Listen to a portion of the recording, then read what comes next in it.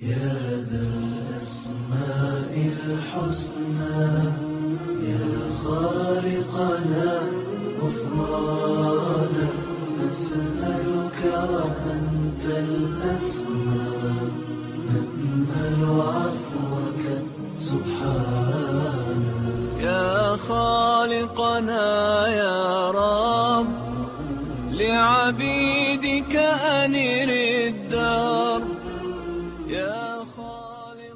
Bonjour. Ce que vous allez voir dans ce documentaire, vous ne l'avez peut-être jamais vu auparavant. Vous vous direz sûrement, comment ça se fait que je ne connaissais pas cela? Pourquoi est-ce que ce type de documentaire n'est jamais passé à la télé? Mais le moment est arrivé pour vous de juger par vous-même, de juger de la véracité du message de l'islam. Et si cet islam est véritablement fondé ou non, si c'est une invention humaine ou bien le message d'un créateur. Voici maintenant une séquence vidéo expliquant clairement et simplement des faits scientifiques énoncés dans le Coran. Jugez maintenant par vous-même si une personne aurait pu connaître tout cela il y a plus de 1400 ans. بكت عيني بكت عيني بكت عيني على ذنبي. La théorie du Big Bang, qui a été acceptée à l'unanimité par le monde scientifique au XXe siècle, prouve que l'univers est apparu dans une gigantesque explosion. Un verset du Coran a révélé ce fait il y a 1400 ans.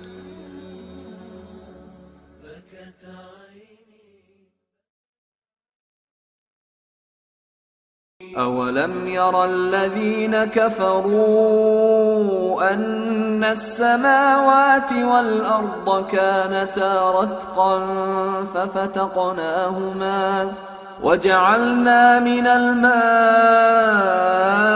كل شيء حي أفلا يؤمنون. Ceux qui ont mécru, n'ont-ils pas vu que les cieux et la terre formaient une masse compacte? Ensuite, nous les avons séparés et fait de l'eau toute chose vivante. Ne croiront-ils donc pas?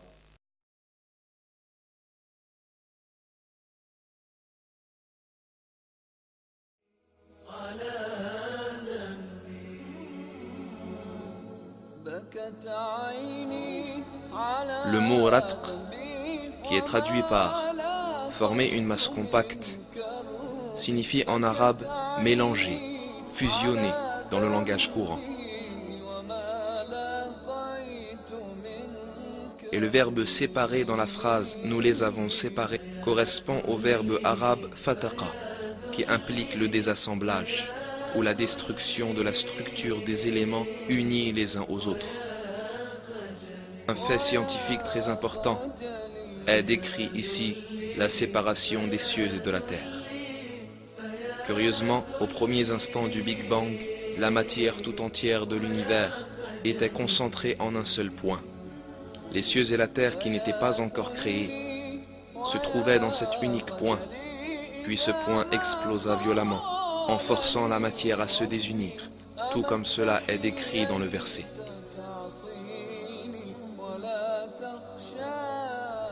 Les gens vivant il y a 14 siècles ne possédaient bien sûr pas les connaissances scientifiques ou la technologie leur permettant de savoir que la Terre, le Soleil, la Lune et les étoiles, tout ce qu'ils voient ou tout ce qui est invisible dans le ciel était initialement unis en un seul point. إلهي سيدي ربي أغثني وخذ بيدي ومن بعدي. Un verset dans le Coran attire l'attention sur une caractéristique très importante des montagnes, la fonction de prévention des chocs dans la terre. وجعلنا في الأرض رواسي أن تميد بهم وجعلنا فيها فجاجا سبلا لعلهم يهتدون. Et nous avons placé des montagnes fermes dans la terre, afin qu'elles ne s'ébranlent pas en les entraînant.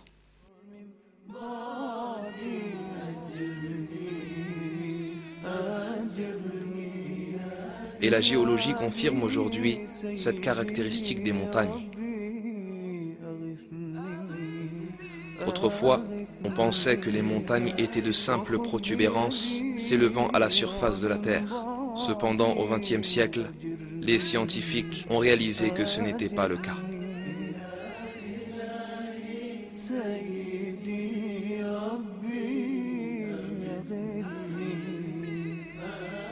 Les parties communes, comme étant les racines des montagnes, s'étendent aussi profondément que 10 à 15 fois leur propre hauteur. Par exemple, le mont Everest, dont le sommet culmine à environ 9 km au-dessus de la surface de la Terre, possède une racine profonde de plus de 125 km.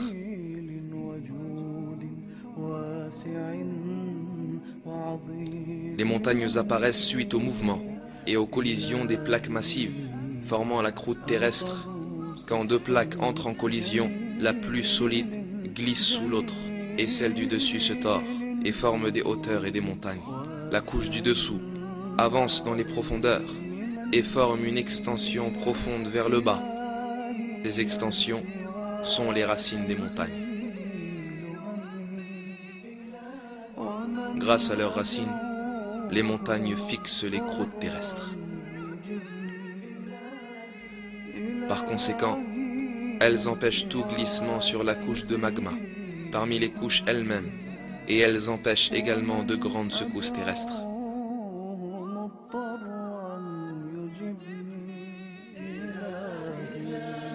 Avec ces caractéristiques, les montagnes peuvent être comparées à des clous maintenant des planches de bois ensemble. Dieu nous dit dans le Coran: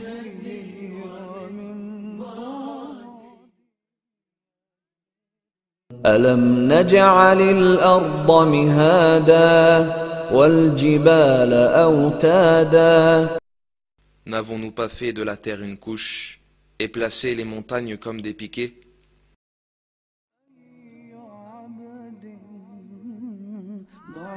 Le fait que cette fonction fut révélée dans le Coran à une époque où personne ne le savait est un autre des grands miracles du livre.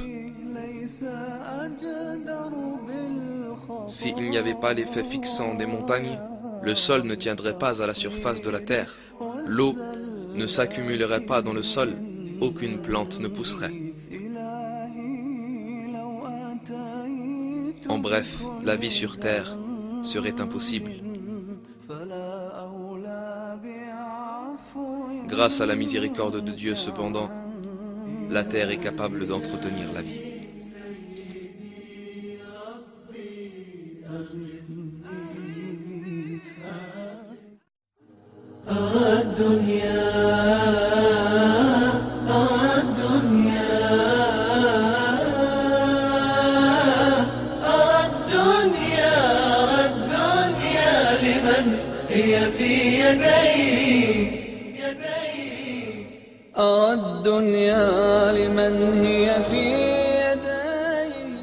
Il existe plus de 100 milliards de galaxies dans l'univers visible.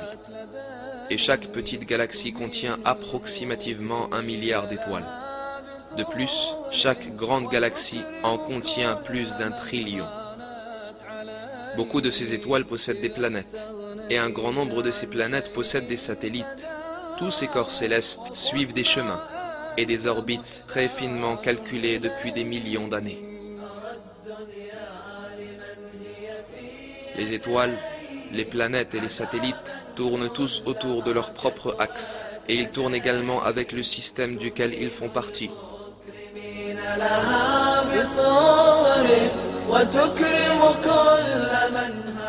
L'univers fonctionne suivant un ordre, tout comme les rouages d'une machine.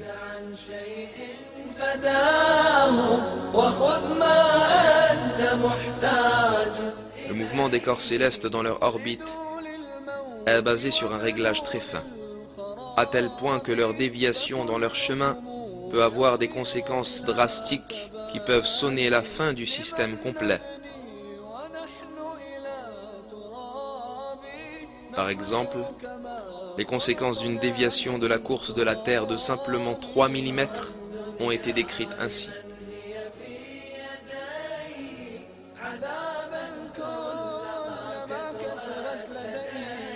En effectuant sa rotation autour du Soleil, la Terre suit une orbite bien précise, de manière à ce que tous les 30 km environ, elle ne dévie que de 2,8 mm. L'orbite que suit la Terre ne change jamais, car même une déviation de 3 mm seulement provoquerait des désastres. Si la déviation était de 2,5 mm au lieu de 2,8 mm, alors son orbite serait plus élevée et nous serions tous gelés. Si la déviation était de 3,1 mm, on brûlerait.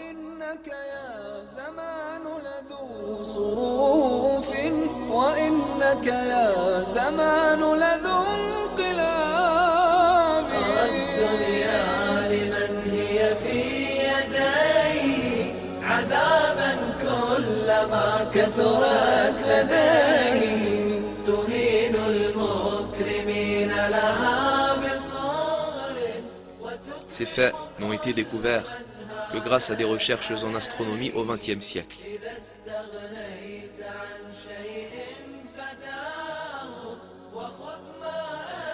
Pourtant, il a été révélé 14 siècles auparavant dans le Coran que les corps célestes tournent dans des orbites très précisément réglées.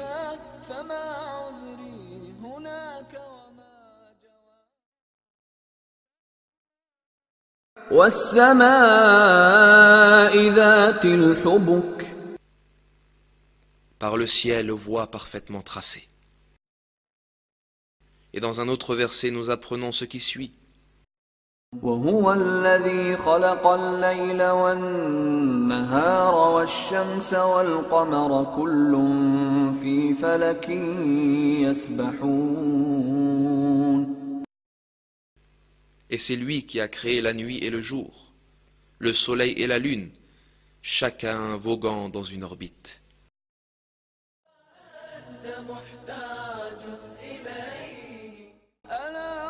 Selon les calculs des astronomes, le soleil se déplace le long d'un chemin appelé l'apex solaire dans le chemin de l'étoile Vega. De la même manière qui est révélé dans le Coran,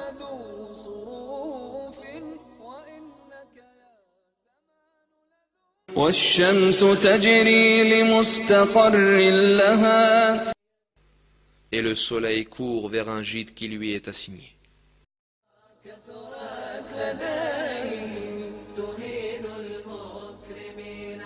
À l'époque de la révélation du Coran, l'humanité ne possédait aucun télescope pour scruter l'espace lointain à des millions de kilomètres de distance, ni des technologies d'observation ou la science moderne de la physique et de l'astronomie.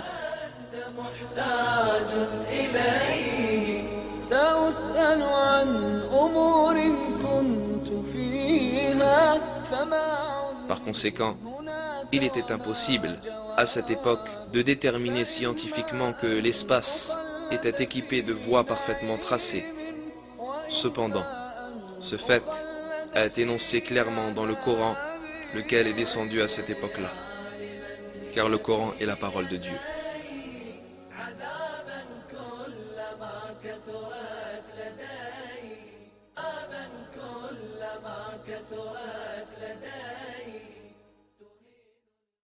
فرش التراب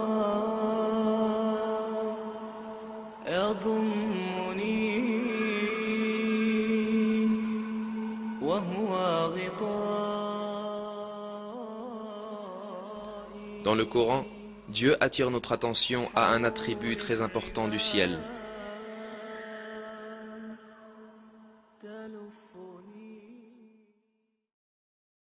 وجعلنا السماء سقفا محفوظا وهم عن آياتها معرضون. Nous avons fait du ciel une voûte protégée, et pourtant ils se détournent de nos signes.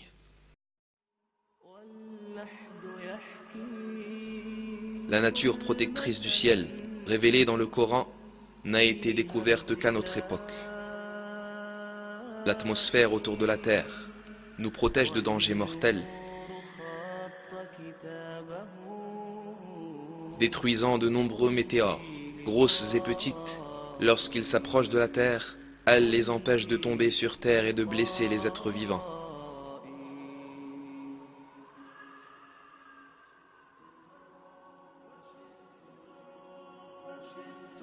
Elles filtrent les rayons lumineux venant de l'espace qui sont nuisibles aux êtres vivants. Elles protègent également la Terre du froid glacial de l'espace, dont la température est d'environ moins 270 degrés.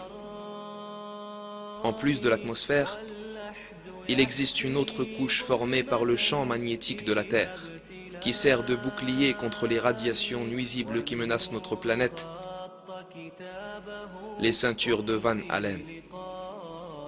Grâce aux ceintures de Van Allen, les énormes émissions d'énergie, appelées éruptions solaires, qui surviennent fréquemment à la surface du Soleil, ne détruisent pas la vie sur Terre.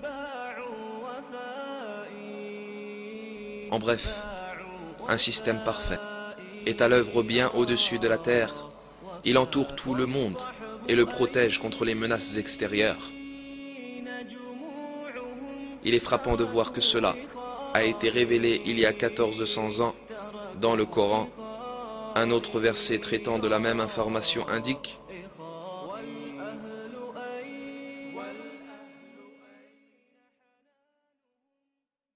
الذي جعل لكم الأرض فراشا والسماء بناء وأنزل. C'est lui qui vous a fait la terre pour lit et le ciel pour toit.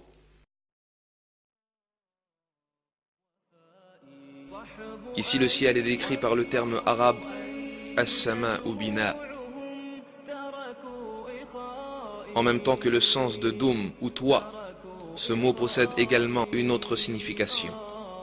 Il décrit aussi un type d'abri ressemblant à une tente utilisée par les bédouins arabes. Décrivant le ciel comme une structure en forme de tente, le Coran souligne que c'est une forme de protection contre les éléments extérieurs. C'est la protection que l'atmosphère offre contre les météores et les rayons cosmiques. Tous ces faits montrent que cette information qui a été obtenue par l'humanité à la suite de longues recherches scientifiques a été communiquée dans le Coran il y a 1400 ans, quand il n'y avait aucun engin spatial ou télescope géant.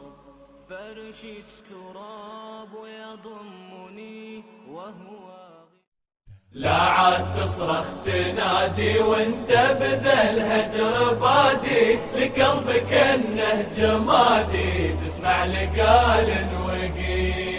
لا عاد تصرخ تنادي وانت بذا الهجر بادي لقلبك انه جمادي تسمع لقال وقيل. Le Coran met un accent particulier sur un élément,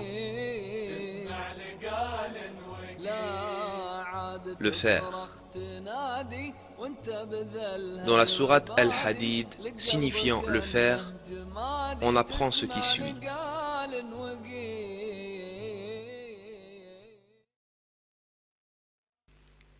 وأنزلنا الحديد فيه بأس شديد ومنافع للناس. Et nous avons fait descendre le fer, dans lequel il y a une force redoutable, aussi bien que des utilités pour les gens.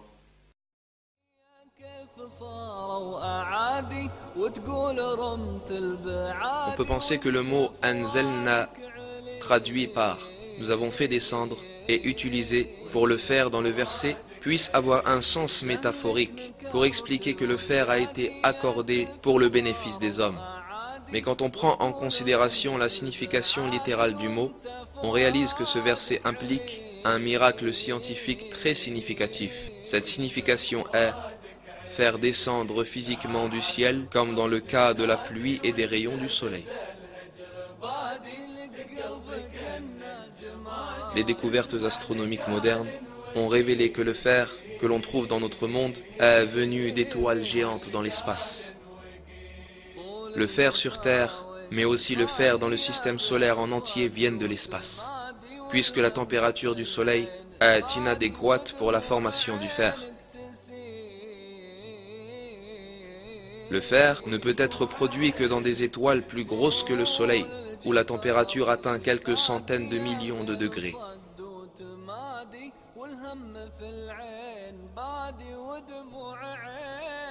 Quand la quantité de fer excède un certain niveau dans une étoile, celle-ci ne peut plus s'en accommoder et elle finit par exploser en ce qu'on appelle une nova ou supernova.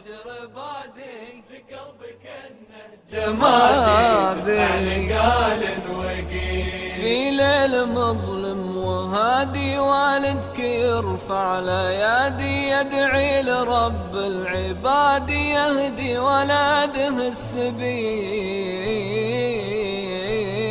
يهدي ولده السبيل ليل مظلم وهادي Ces explosions permettent la dispersion du fer dans l'espace. Tout le fer présent sur Terre provient de l'espace lointain grâce à ce mécanisme. لا عاد تصرخ تنادي وانت بذا الهجر بادي لقلبك انه جمادي تسمع لقال وقيل تسمع En d'autres mots, le fer est descendu sur terre. Comme nous l'apprend le verset, il est clair que cette information n'a pas pu être établie au 7e siècle, quand le Coran fut révélé.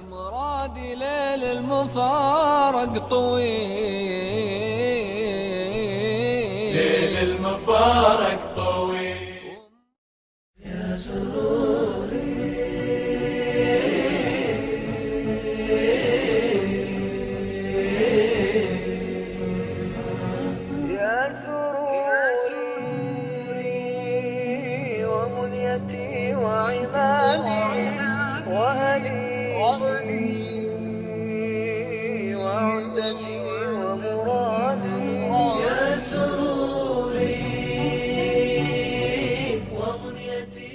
En utilisant la technologie d'aujourd'hui, nous pouvons obtenir des informations sur la structure géographique générale d'une mer, sur les caractéristiques des créatures qui y vivent, sur son niveau de salinité, sur la quantité d'eau qu'elle contient, sur sa surface et sa profondeur. Les embarcations sous-marines avancées et divers appareils spécialisés jouent un rôle important dans la découverte de ces informations. En l'absence de ces embarcations, il est impossible pour un être humain de descendre à plus de 70 mètres sous la mer.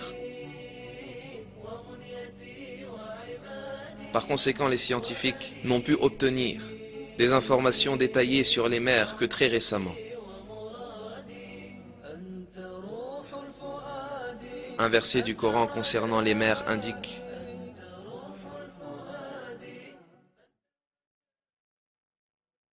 أو كظلمات في بحر اللج يغشاه موج من فوقه موج من فوقه سحاب ظلمات بعضها فوق بعض إذا أخرج يده لم يكد يراها. Les actions des mécréants sont encore semblables à des ténèbres sur une mer profonde. Des vagues la recouvrent, vagues au-dessus desquelles s'élèvent d'autres vagues, sur lesquelles il y a d'épais nuages. Ténèbres entassées les uns au-dessus des autres.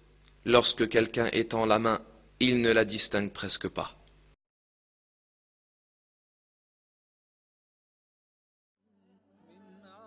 Une information sur laquelle notre attention est portée dans ce verset est le fait qu'en plus des vagues de surface, il existe un second type de vagues sous la mer. Il n'y a que récemment que les scientifiques ont découvert l'existence de ces vagues internes parmi les couches de l'eau de mer en profondeur à des densités différentes. Les vagues internes sont invisibles pour l'œil humain, bien qu'elles puissent être identifiées en étudiant les variations de température et de salinité à des profondeurs particulières. Il est impossible à un être humain, en l'absence de moyens technologiques, de l'équipement contemporain, d'avoir la moindre connaissance de ces mouvements de vagues sous la mer. Pourtant, dans le Coran, révélé il y a 1400 ans, Dieu Tout-Puissant parle de ces vagues internes dans les profondeurs des mers.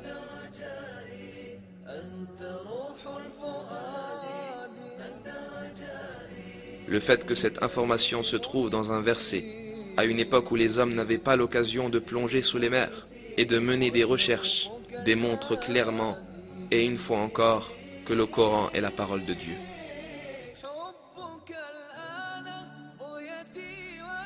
En prenant en compte la séquence indiquée dans le verset, on fait d'abord référence à l'obscurité des mers, puis à leurs vagues internes, puis à leurs vagues en surface, et enfin aux nuages au-dessus d'eux. Le point nécessitant une attention spéciale est qu'il y a de l'obscurité en dessous de tout ceci.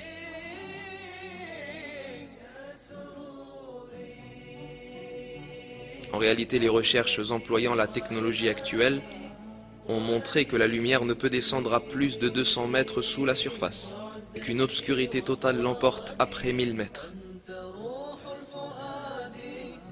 Mais en l'absence d'appareils sous-marins avancés, il est impossible qu'un être humain descende à de telles profondeurs. Il mène des observations et découvre que l'eau devient sombre. Et il y a toujours de la lumière à 70 mètres, la profondeur maximale à laquelle une personne peut descendre sans équipement ni appareil technologique. Il n'y a pas d'obscurité à cette profondeur.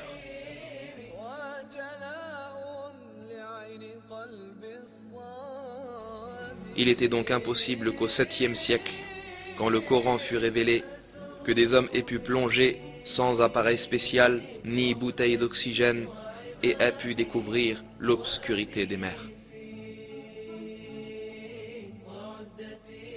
Le fait que l'obscurité des mers soit révélée dans le Coran est un autre de ces miracles scientifiques.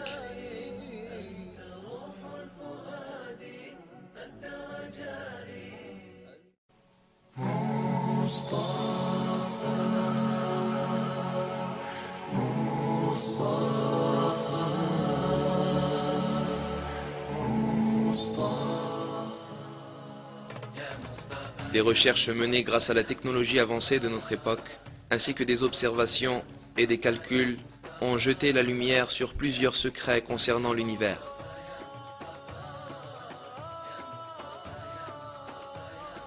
Un de ces secrets est qu'il s'étend constamment.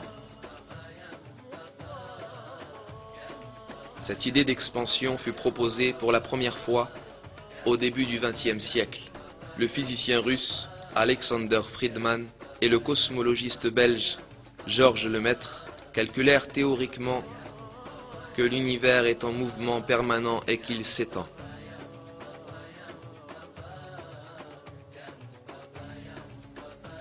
Ce mouvement fut confirmé par l'utilisation de données observationnelles en 1929. Pendant qu'il observait le ciel avec un télescope, l'astronome américain Edwin Hubble découvrit un fait surprenant. Les étoiles et les galaxies s'éloignaient constamment les unes des autres. Cette découverte est considérée comme l'une des plus importantes dans l'histoire de l'astronomie.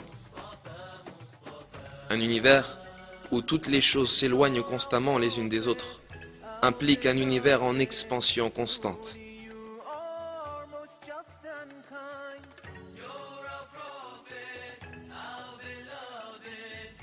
Les corps dans l'univers sont comme des points à la surface d'un ballon que l'on gonfle.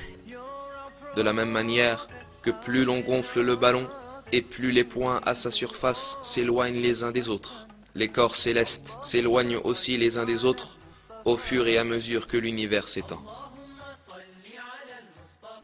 Il n'y avait aucune technologie et aucune science de l'astronomie il y a 14 siècles quand le Coran fut révélé.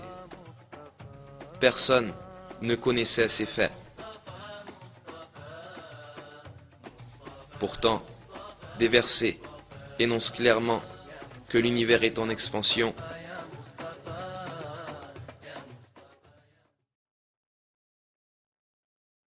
والسماء بنيناها بأيد وإنا لموسعون. Le ciel, nous l'avons construit par notre puissance et nous l'étendons constamment dans l'immensité. Écoutez maintenant attentivement les paroles de ces savants. Chacun ayant reçu des textes coraniques dans son domaine de spécialisation, afin de les étudier. On leur pose ensuite ces questions. Qu'en pensez-vous? Est-ce que cela peut provenir d'un être humain? Provenir d'un être humain?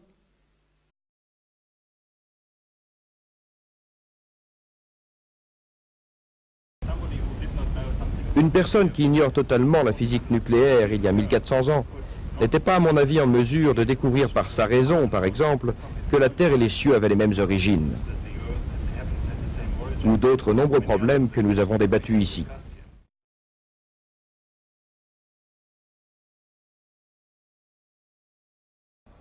Cette description est une chose extrêmement difficile. C'est pour cela qu'il est certain qu'il ne s'agit pas de simple sens humain. L'homme ordinaire ne pouvait expliquer ce phénomène avec une telle précision. Je pencherai plutôt vers l'idée d'une force surnaturelle, surhumaine. Ces informations sont issues d'une source supranaturelle.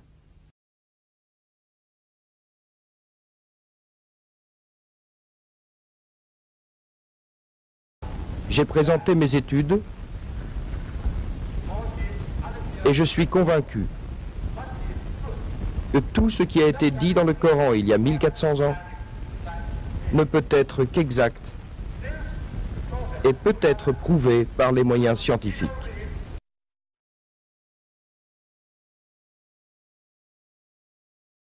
Ce que le Coran a énoncé voilà de très nombreuses années est réellement ce que le scientifique découvre aujourd'hui.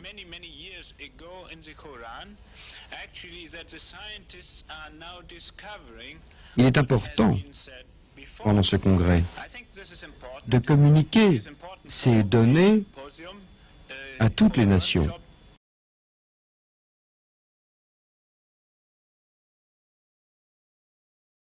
L'homme dont nous parlons il y a 1400 ans, illettré qu'il était, faisait des déclarations d'une précision et d'une profondeur incroyables de nature scientifique.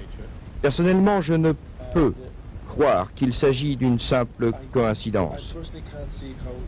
Il y a beaucoup trop de précision, comme dit le professeur Moore, et je n'éprouve aucune difficulté, en accord avec ma raison, pour affirmer qu'on est devant une inspiration divine.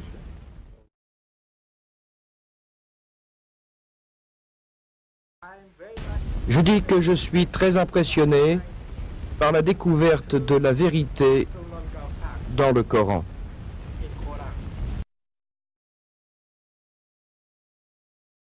Si tu réunis toutes ces choses et que tu les rassembles, toutes ces questions explicitées dans le Coran et relatives à la Terre, à sa formation et à la science de façon générale, tu peux, en ce qui concerne l'essentiel, affirmer que ce qui est exposé dans le Coran est exact, et cela de plusieurs manières.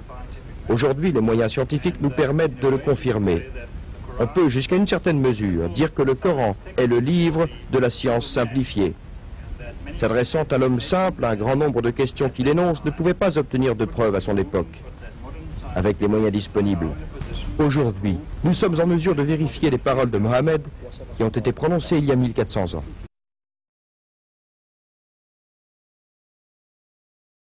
De nombreuses études et recherches effectuées sur le Coran et le Hadith au cours des 4 dernières années ont permis d'aboutir à une classification des embryons humains qu'on peut conseiller comme impressionnante.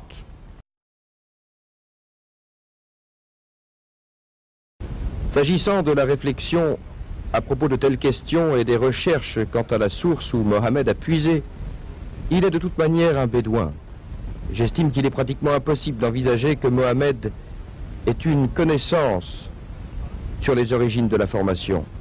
Les savants n'ont accédé à ces découvertes qu'au cours des dernières années et avec des moyens extrêmement compliqués, technologiquement très avancés.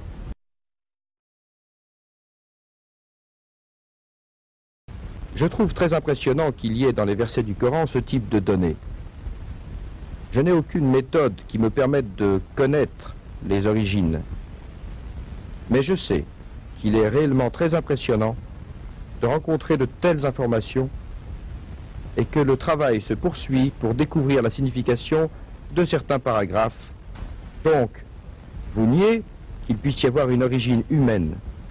Quelle serait donc, selon vous, la source ou l'origine de telles informations?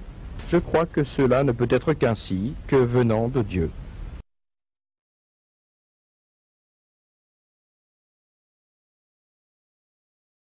La seule conclusion sensée est que ces descriptions ont été révélées à Mohammed, paix et bénédiction sur lui, par Dieu. Mohammed ne pouvait connaître de tels détails parce qu'il était illettré et par conséquent ne pouvait avoir de formation scientifique.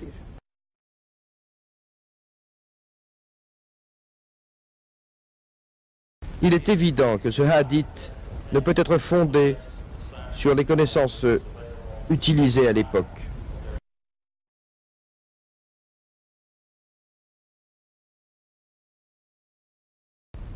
Ce que l'on vient de voir mérite l'attention. Il est possible qu'il n'y ait pas de place à une explication scientifique.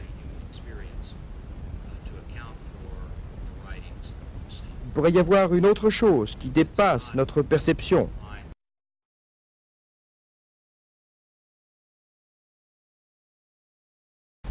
Le Coran est venu plusieurs siècles avant cela pour appuyer ce qu'on avait dit et qu'il s'agissait bien de la parole de Dieu.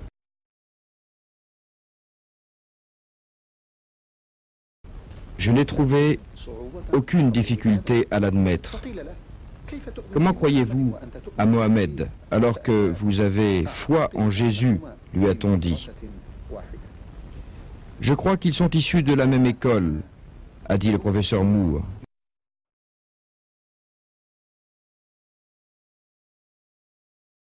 Therefore, I think this is the time to say, La ilaha illallah.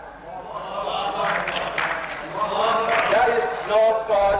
Il n'est d'autre Dieu que Dieu, et Mohammed est son prophète. Rasulullah. Muhammad is messenger of Allah. Passons maintenant à la troisième partie de ce film.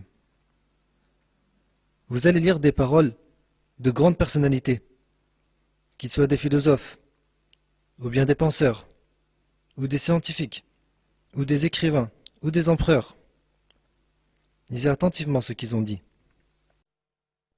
طلع البدر علينا من ثنيات الوداع وجب الشكر علينا ما دعا لله داع أيها المبعوث فينا جئت بالأمر المطاع جئت شرفت المدينة مرحبا يا خير داع طلع النور المبين نور خير المرسلين نور أمن وسلام نور حق ويقين سقه الله تعالى رحمة للعالمين فعلى البر شعاع وعلى البحر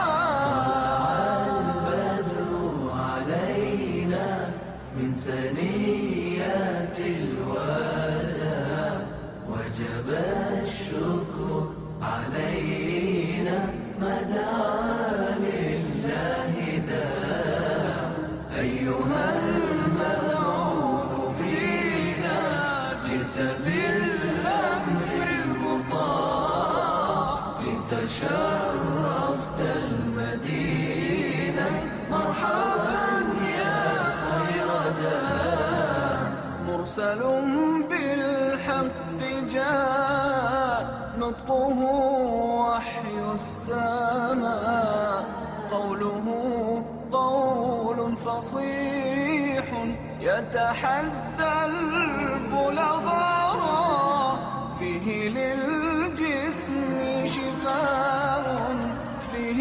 للروح دواء أيها الهادي سلاما مع القرآن